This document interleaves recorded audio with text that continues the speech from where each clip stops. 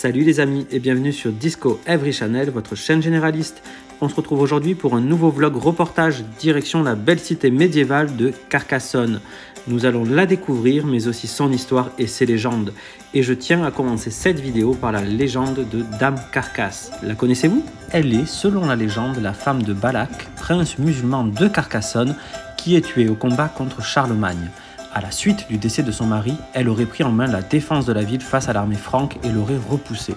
Voici le buste de Dame Carcasse situé à l'entrée de la cité. Elle est devant la porte narbonnaise, symbole de résistance. Ce buste a été érigé au XVIe siècle par le consul de la ville, dont les doléances ne sont pas prises en compte par le roi de France à l'époque. Êtes-vous déjà allé à Carcassonne? N'hésitez pas à me répondre en commentaire. Avec son château et ses remparts, la cité semble tout droit sortie d'un roman de fantaisie médiévale. Remontez le temps à la découverte de l'histoire du plus formidable ensemble fortifié d'Europe. L'histoire de Carcassonne commence sur le site de Carsac, à 2 km au sud-ouest de la ville actuelle. Là, les archéologues ont trouvé des traces d'habitat datant de 800 ans avant notre ère. Vers moins 550, ce premier village donne naissance à l'oppidum de Carcasso. Son avantage, offrir une vue dégagée sur la plaine environnante et le fleuve Aude. Une situation idéale en cas d'attaque. Carcasso devint une étape incontournable sur la route qui relie Narbonne à Bordeaux. Conquise par les Romains en moins 122, elle va prospérer grâce au commerce du vin. Des vestiges de poterie étrusque et grecque le confirment. La cité gallo-romaine est au cœur des échanges marchands de la région. Nous sommes en train de visiter le camp médiéval de la ville. Et oui, car Carcassonne connaît un essor au Moyen-Âge. Au IIIe et IVe siècle, une première vague d'invasion des peuples germaniques fait vaciller l'Empire romain. Carcasso se dote alors d'une enceinte longue de 1200 mètres. Au Ve siècle, de nouvelles attaques conduisent à la fondation du royaume wisigoth d'Aquitaine. La cité est occupée, puis à nouveau attaquée en 725 par les Omeyyades et en 759 par les Francs. Ce dernier épisode inspirera la légende de Dame Carcasse, protectrice de la cité. En effet, voyant l'armée de Charlemagne lever son siège, Dame Carcasse, remplie de joie par la victoire de son stratagème, décide de faire sonner toutes les cloches de la ville. Un des hommes de Charlemagne se serait alors écrié « Carcassonne », d'où le nom de la cité. En l'an 888, la mort de Charles le Gros marque la fin de l'Empire carolingien et la montée en puissance des seigneurs locaux. En 1067, le comté de Carcassonne devient la possession de Raymond Bernard Trencavel, vicomte d'Albi et de Nîmes. C'est le début d'une dynastie qui va marquer l'histoire de la ville. Au XIe siècle, Bernard Hatton IV, fils de Raymond Bernard, réunit les territoires hérités de son père et de sa mère, dominant ainsi le Bas-Languedoc. À Carcassonne, les Trencavel ordonnent la construction de la basilique Saint-Nazaire et Saint-Cels qui débute en 1096. Ils font aussi bâtir un palatium vers 1130, qui devient la demeure seigneuriale. Il sera à l'origine du futur château comtal de Carcassonne. Pour la ville, c'est une période d'abondance et d'expansion. Avec la création de plusieurs faubourgs, c'est aussi une période d'indépendance pendant laquelle les Trencavel s'imposent face aux comtes de Toulouse et de Barcelone, leurs puissants voisins.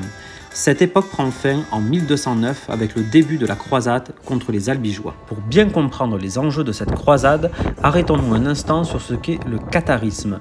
Ce mouvement chrétien apparu en Europe au XIIe siècle rejette l'Église romaine, qu'il accuse de ne pas respecter les idéaux du Christ. Dans le sud de la France, 4 églises adoptent cette doctrine: Albi, le Val d'Aran, Toulouse et Carcassonne. En 1209, le pape Innocent III lance une croisade contre ces albigeois hérétiques avec le soutien du roi Louis VIII. Assiégée, la cité de Carcassonne tombe au bout de 15 jours de siège, le 15 août 1209. Raymond Trencavel est vaincu par Simon de Montfort, chef militaire de l'expédition qui s'empare de la place. 17 ans plus tard, en 1226, Carcassonne est rattachée au domaine royal français. La croisade, elle, s'achèvera en 1229. Comme vous pouvez le voir, nous nous trouvons dans l'enceinte de la basilique Saint-Nazaire et Saint-Cels de Carcassonne. Ancienne cathédrale, elle a rang de basilique mineure depuis 1898. Cette basilique est le joyau de la cité. Saint-Nazaire est un cas de coexistence harmonieuse entre le roman et le gothique, dont les vitraux sont les plus beaux du Midi. Je vous laisse admirer la beauté des lieux la hauteur de ces plafonds et de ces colonnes, on se sent minuscule à côté. Et surtout, la magnificence de ces vitraux. On apprécie également le calme et la fraîcheur des lieux en plein été.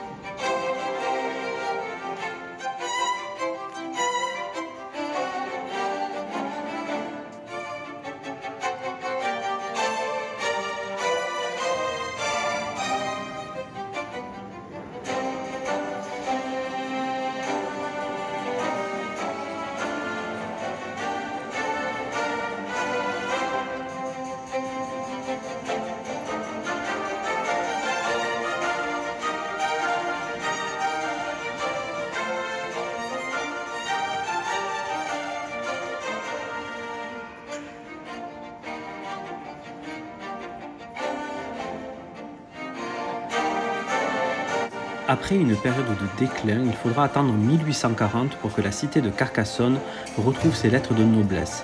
Cette année-là, l'historien et archéologue carcassonnais Jean-Pierre Cros-Meyrevieille obtient le classement de la basilique en tant que monument historique. Par la suite, Prosper Mérimée, inspecteur national des monuments historiques, se rend sur place, il dresse un état des lieux, des travaux nécessaires et confie la direction à Eugène Viollet-le-Duc.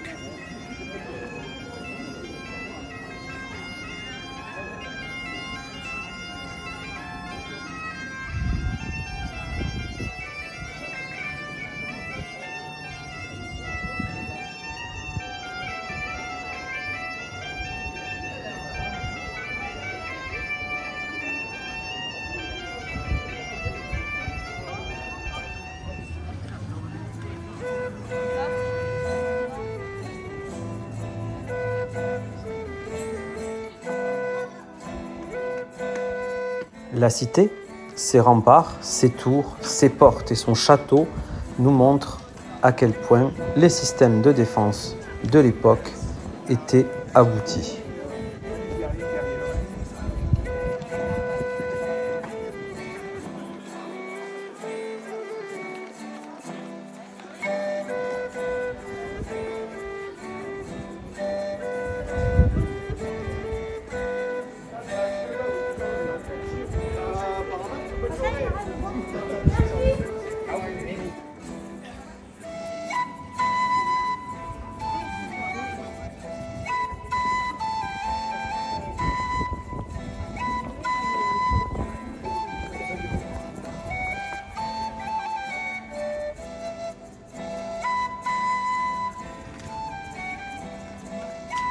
Merci d'avoir regardé cette vidéo. J'espère que cela vous a plu. Si c'est le cas, faites-le moi savoir en commentaire, laissez un like de soutien et abonnez-vous en activant la cloche pour ne rien louper. Vous retrouverez le lien de la page Facebook en description. Vous pouvez laisser un super thanks si le cœur vous en dit. Merci beaucoup et à bientôt sur Disco Every Channel, votre chaîne généraliste. Merci.